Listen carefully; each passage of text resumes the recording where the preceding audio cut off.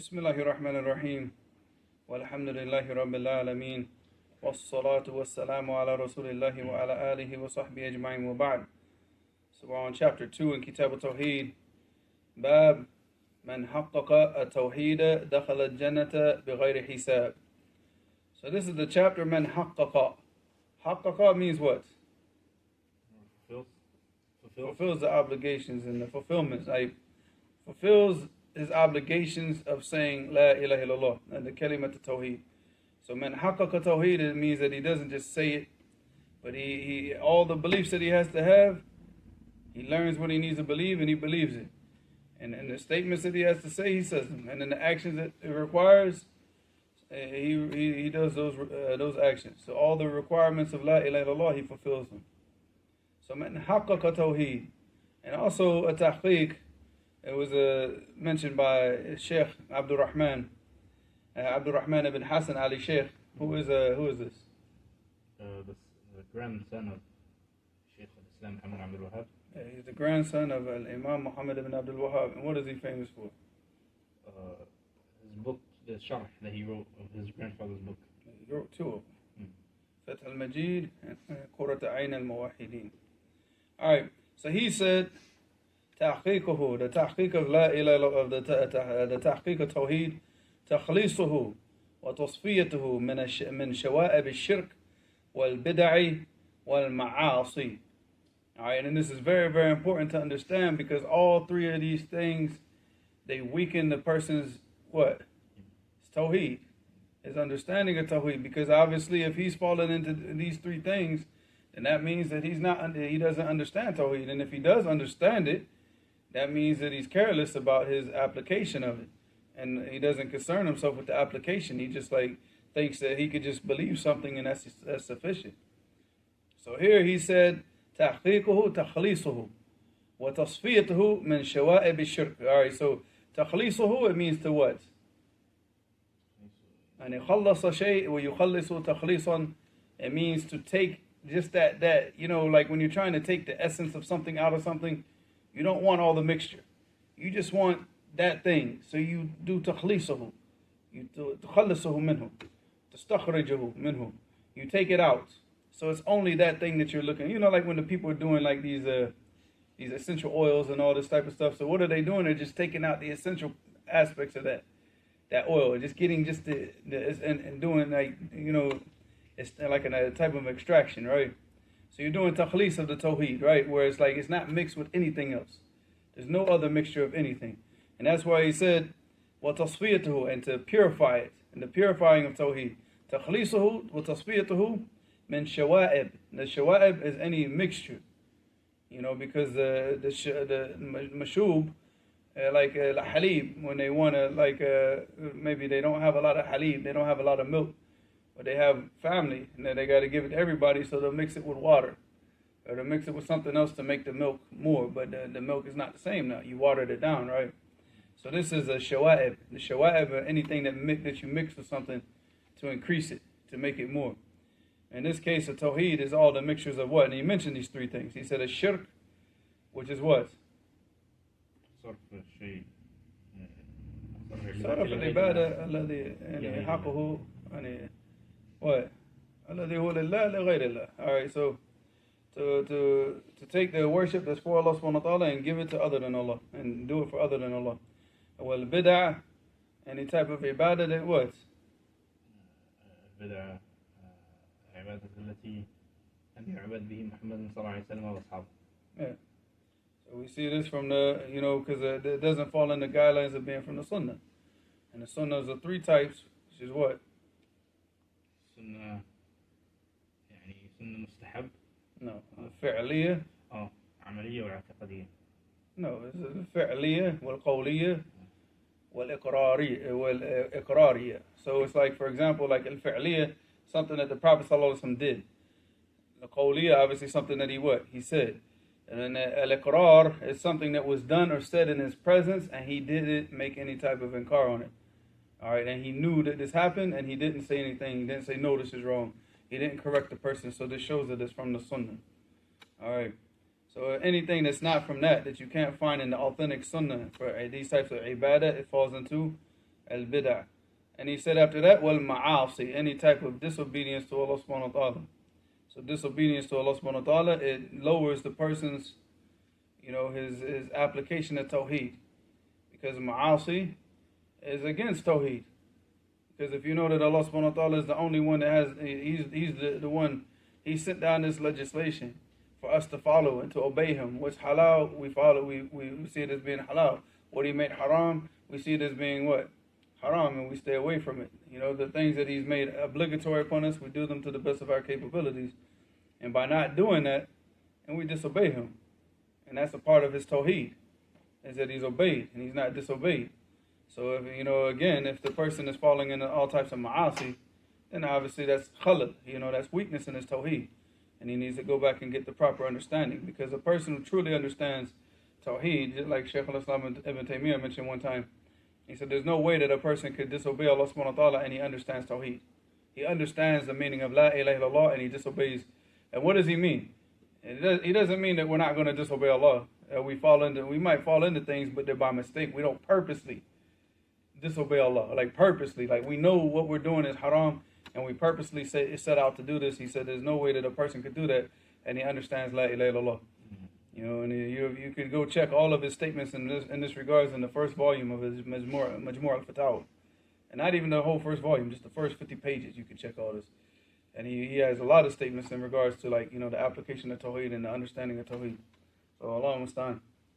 And also, Shaykh Abdul Rahman, he brought some in Fath al-Majid also. So, alright, but so that's the tahqiq. The tahqiq is that what? We keep the Tawheed, we keep our, pure, and mukhlas lillah, with no mixtures of shirk, no mixtures of bid'ah, and no mixtures of ma'asi. So he said, man haqaqa Tawheed, and whoever does this, spends his life making this jihad in nafs, and he's fighting himself to carry out and to apply this understanding of Tawheed, to apply it in his life, dakhala jannata bighayri hisab. And of course it's بغير حساب ولا عذاب, but he stopped at ولا بغير حساب. But it's بغير حساب ولا عذاب. And this is the understanding. That he'll enter into Jannah without any account. Without the account being taken, he'll just go straight into Jannah with no account. ولا عذاب, and no punishment. Alright. And of course this is going to point towards the hadith. It's going to come in a later part of this chapter. We're probably not going to cover in this lesson, but inshallah in the next lesson. After that he said, قال الله تعالى إن إبراهيم كان أمة قانتا لله حنيفا ولم يكن من المشركين. So here Allah subhanahu wa ta'ala, he mentioned about Ibrahim 4 characteristics. Alright. The first characteristic, he said, إن إبراهيم كان أمة. Well, what does this ummah mean?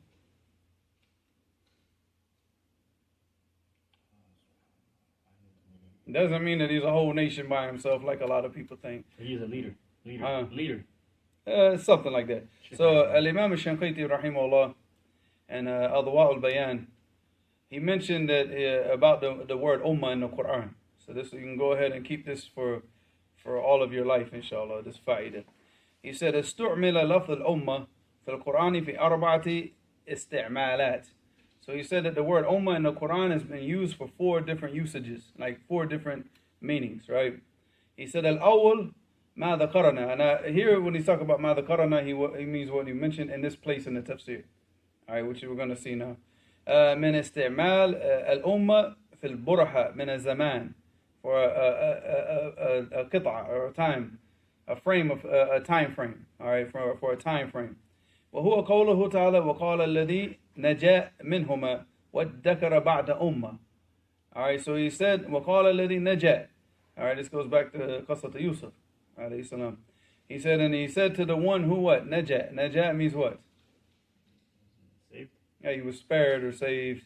Yeah, he didn't get the punishment. Minhuma, from the 2 people that were in the prison, because the other one got hung on the tree, got crucified, right? What dakara? What does it mean? What dakara? It means what? Tadhakkar. What dakara ba'da umma wa tadhakkar, who he remembered.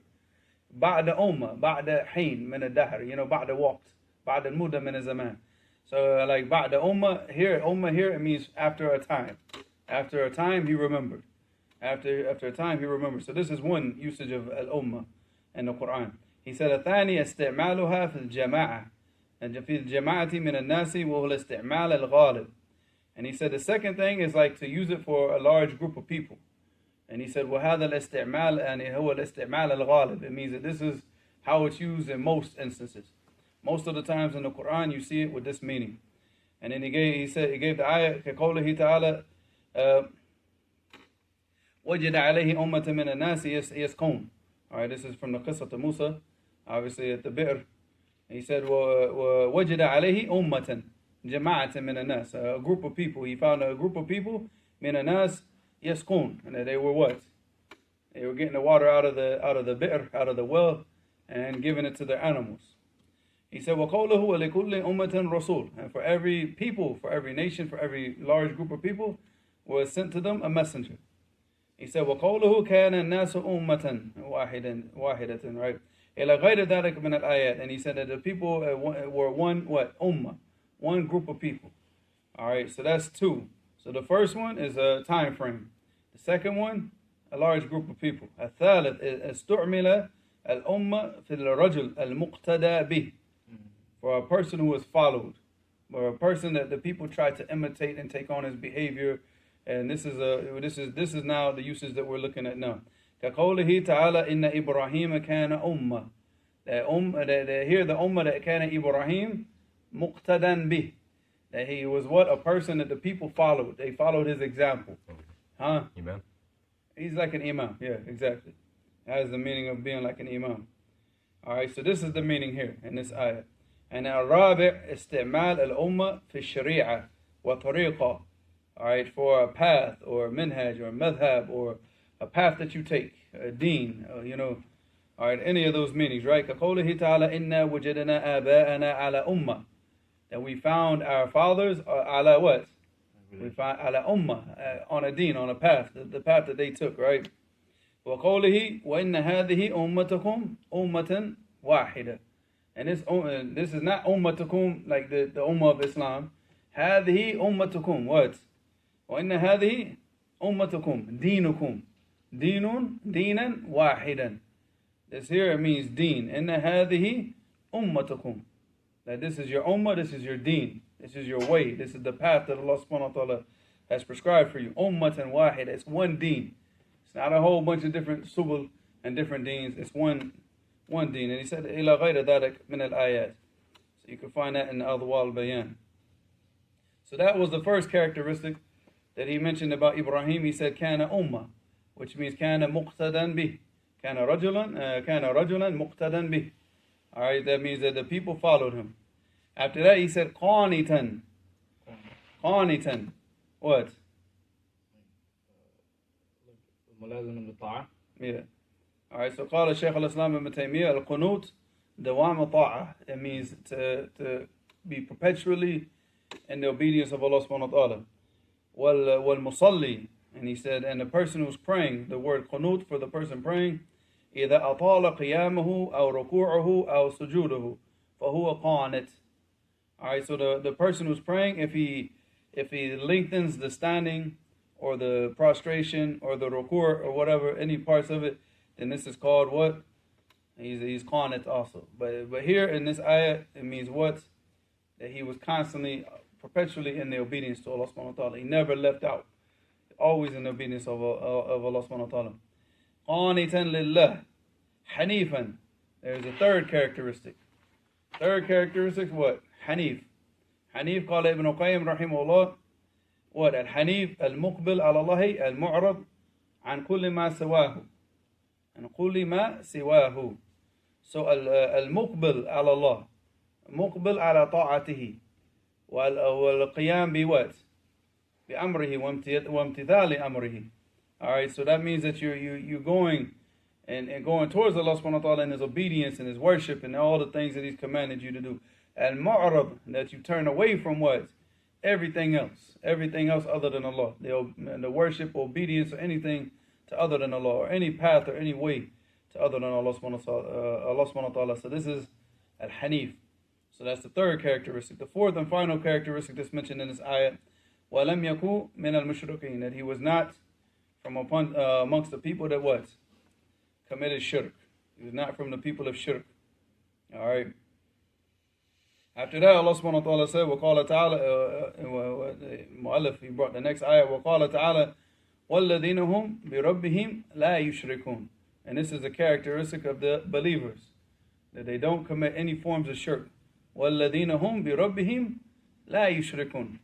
أي نوع من الشرك. Any form of shirk. Whether this be shirk al-asghar, al-akbar, al-khafi, any form of shirk. They don't commit any form of shirk with their Lord. That's the whole purpose of studying Kitab-ut-Tawheed. Studying Tawheed, and it's not specifically this book, but studying Tawheed in itself, is that we know the types of shirk that we can fall into, and we completely refrain from those forms at all costs. Because that way that we meet Allah subhanahu wa ta'ala as believers in Allah subhanahu wa ta'ala. And like I said, inshallah, we're going to stop here. We'll save the hadith, inshallah, for the next class. وإلى حنا سبحانك اللهم وبحمدك أشهد أن لا إله إلا أنت أستغفرك وأتوب إليك.